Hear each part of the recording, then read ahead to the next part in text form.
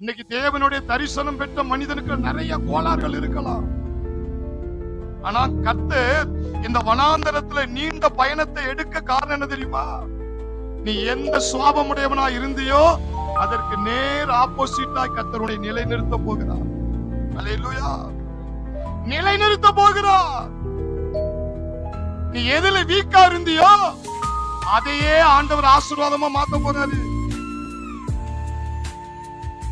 அந்த இடத்துல விக்கிரத்தை கொண்டுட்டு இருக்க அடிச்சு கோவம் வந்திருக்குமே, அழுகுறான் பாருங்க.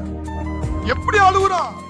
என்ன கொன்றுங்க, என் பேரை அழிச்சு போட்டுருங்க, நான் தண்டனை அனுபவிச்சாலும் பரவாயில்ல, அடுத்தவனுக்கு தண்டனை நினைச்ச கூடாது, அடுத்தவனுக்கு தண்டனை வரக்கூடாதியா, அடுத்தவனை நான் காயப்படுத்த கூடாதியா, தண்டிச்சிடாதீங்க அப்பா, என்ன தண்டிங்க.